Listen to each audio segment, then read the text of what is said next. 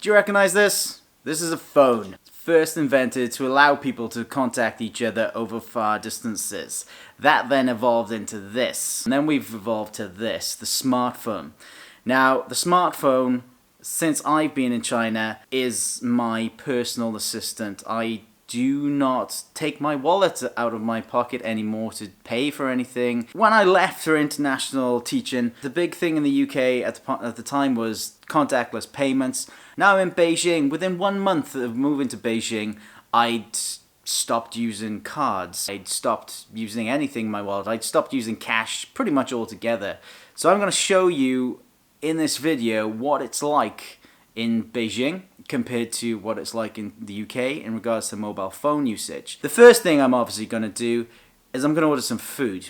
Here in Beijing you have got a couple of apps such as this one. This is Waimai. The only problem is that this one is all in Chinese and I don't read Chinese. But it's really good because they have McDonald's on here, and if I did, or if I could sort of read the Chinese, I would be incredibly fat.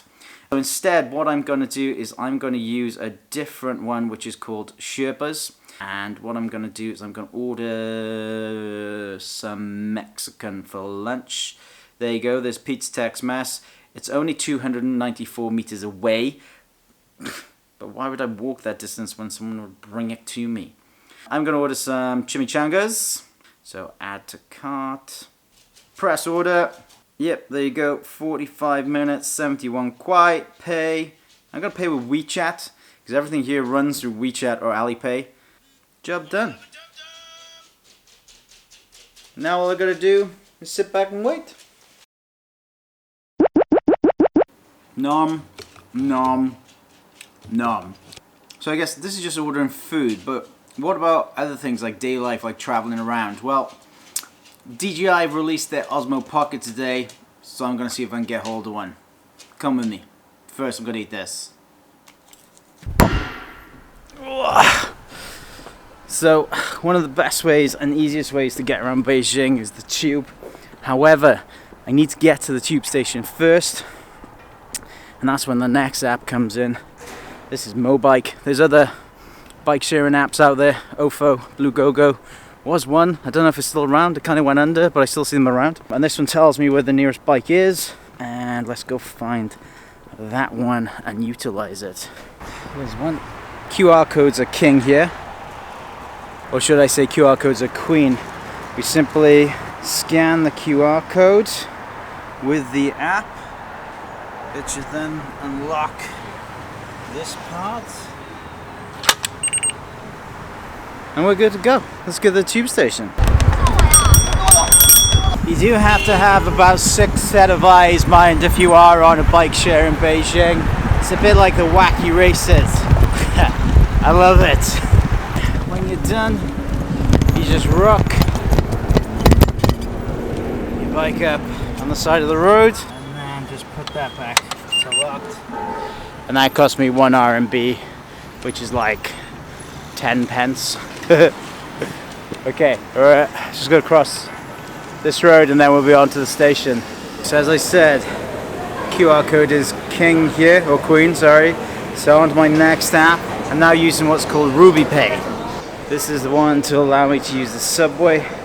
And there it is, my QR code, which I'm going to scan at the gate, pay for my ride, which again is going to be like 20 pence. So here you go, here's the gates.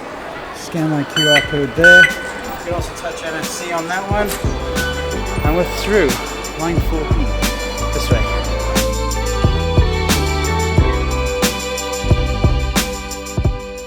So the tube runs pretty promptly in Beijing.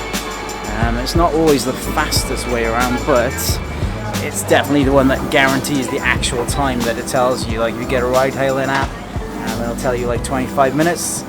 It might take you 25 minutes, it might take an hour, 25 minutes with the Beijing traffic, well, city traffic generally.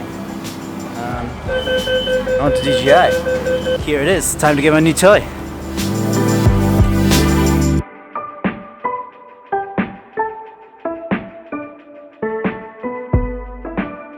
So yeah, here it is. Wanted one of these for a while, so I'm going to buy this today. I'll show you how we do that as well.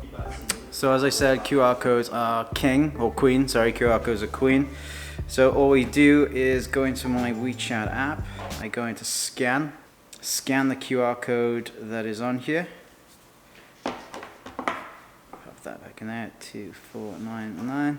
Yeah. Once the total's in there, I just press pay. Okay, and then I pop in my PIN code, like you would at a bank.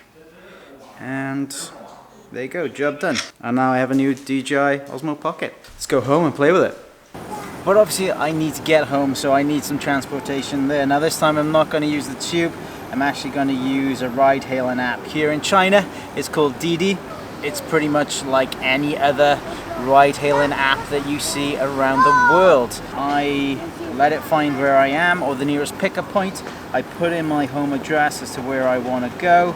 I'm just going to use an express because I'm not worried about being posh. So I'm just going to call them. And here we go. My ride is on his way. Exactly the same as before. And now we just got to wait for Gao to come and pick us up. 2 minutes away.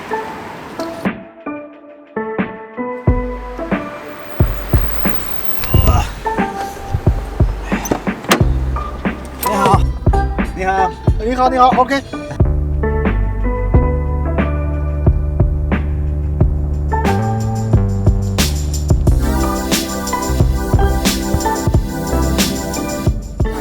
And the reason why these systems work so well, or these apps work so well around you, and you can run your daily life from your phone and not actually use anything else, is because they're built around two particular apps. One is WeChat, which started off as a messaging, social networking kind of app, but that's built onto it a payment platform, also a kind of Facebook platform, blogging platform. It's a bit of everything that's hashed in there. I can pay for my electric on there as well.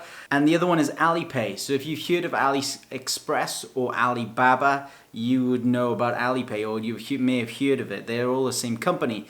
Alipay started off as a payment app, and now it's trying to broach that social kind of area. But you can pay for pretty much anything on here. You have movies, flights, train tickets. You can invest money on here. You can give to charity. There's all sorts. There's so much going on in it. A lot of it is in English. Same with WeChat. A lot of it is in English, but there's still elements of it which are predominantly Chinese. Now I did have to go to a cash point today to get a wedge of Reds because I'm heading back to the UK, and I have a funny feeling I won't be able to live my life off my phone completely there. But that's what I'm going to try and do in the next one. I'm going to try to do a similar type of day where I go out and buy something and try to just use my phone. So let's head across the UK. So I'm back in the UK and I've set up Google Pay on my phone, and I've still got a bit of Christmas shopping to get done. So let's go see what happens. So I'm making my first purchase. It's some perfume for my fiance. Do you take Google Pay? No, Apple Pay isn't working at the moment. It's like Apple Pay and Android Pay is not working. Okay, so I'll just pay by card. Card, yeah? Yeah? That's not really that successful. Let's see if we can get something else. Can I try pay via Google Pay? I'm not sure if my phone will do it though. That's okay. I got a card. Lovely, thank you very much. That was a little bit mad in there. They do accept Google Pay, but I don't think I've got the facility on my phone, which means I can't actually use Google Pay with my phone at all. So that kind of ends my ability to do that.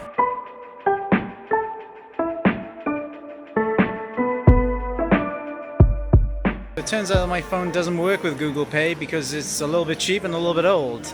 So that means it eradicates anyone with a cheaper old phone, whereas Alipay and WeChat doesn't. As long as you got a camera, Alipay and WeChat will work on it. Google Pay doesn't seem to be so. So instead, what I'm going to do now is I'm just going to go around and see who takes Google Pay. Just ask them straight up. Quick question, do you take Google Pay here? Yeah, I believe we do. Do you take Google Pay here? Yeah, man. Do you take Google Pay? Yes. So, Crossy, do you guys take Google Pay? Yeah, we do. Do you take Google Pay here? I don't think we do, no. Look what I found.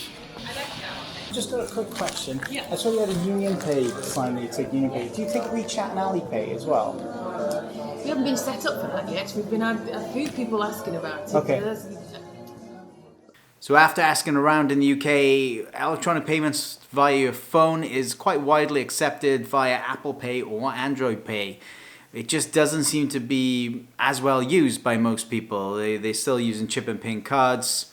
Being back in the UK and using cash money as well was a weird, like almost going back in time regression kind of feeling, because paying with pieces of paper and pieces of metal just seemed a bit archaic, and I had so many pieces of metal in my pocket at one point that I actually paid for an entire meal for two of us with what I had in change, which is just bonkers.